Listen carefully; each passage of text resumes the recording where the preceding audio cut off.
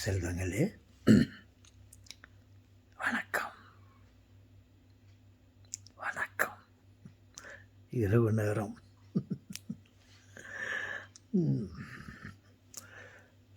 பாருங்கள், நாம் எதற்கும் கட்டுப்பட்டே இருக்க வேண்டும். இல்லை என்றால் பிரச்சனை, ப்ராப்ளம். நமக்கும் நாமும் நமது நாடும் சரியாக இருக்க வேண்டுமே என்றால், நிலையாக இருக்க வேண்டுமே என்றால், நமக்குள்ளே கட்டுப்பாடு மிகவும் அவசியம். பாருங்க, இந்த கட்டுப்பாடு இல்லைன்னா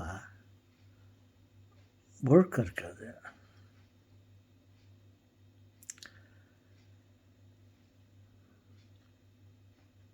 அமைதி இருக்காது. உதாரணத்துக்கு ஒன்று சொல்கிறேன்னு கேளுங்க. இந்த தண்ணி இருக்குது இல்லையா, ஓடோ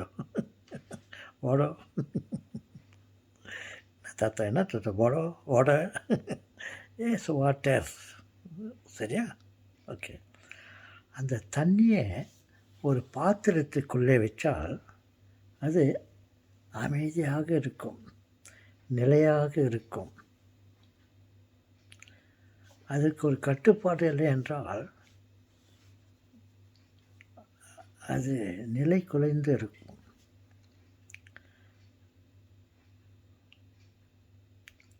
பாருங்கள், இந்த உலகத்தில் தண்ணி இருக்குது இல்லையா, எல்லோரும் சொல்லுவாங்க தண்ணி தன் மட்டத்தை அடையும், அதனுடைய லெவலில் அமைதியை அடையும் சொல்லுவாங்க. தண்ணி எப்போது அது ஒரு பாத்திரத்துக்குள்ளோ, அது ஒரு கட்டுப்பாட்டுக்கு உள்ளே இருந்தால் அது அமைதியாக நிலையாக இருக்கும். பாருங்க, உலகத்தில் தண்ணி இருக்குது, கடலில், சமுத்திரத்தில், அதுக்கு கட்டுப்பாடு இல்லை.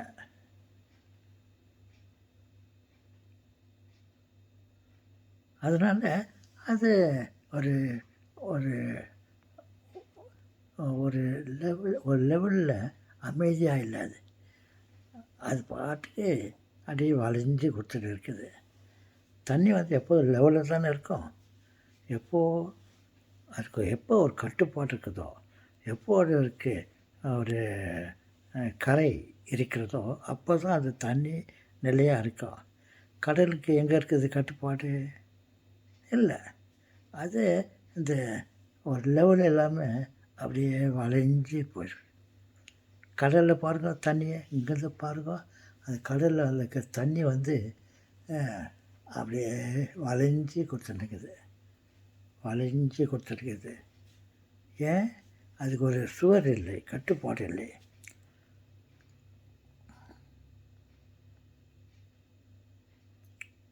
இல்லைங்களா? அதனால் அதே மாதிரி தான். அதே ஒரு ஏரியில், ஒரு குளத்தில் அந்த தண்ணி இருந்தாக்கா லெவலாக இருக்கும், அமைதியாக இருக்கும்.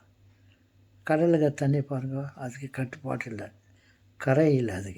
அது இங்கேருந்து பார்த்தா தண்ணி அப்படி வளைஞ்சு இருக்கும். தண்ணி எப்போனா அப்படி இருக்குமா? Water will reach the level சொல்கிறாங்க இல்லையா, எப்போது அதுக்கு ஒரு கரை இருந்தால் தான். அந்த மாதிரி நம்ம வாழ்வதற்கு கூட நம்ம நல்ல மாதிரியாக அமைதியான வாழ வேண்டும் என்றால் நாம் ஒரு கட்டுப்பாட்டிற்கு உள்ளே இருக்க வேண்டும். கட்டுப்பாட்டை மீறினால்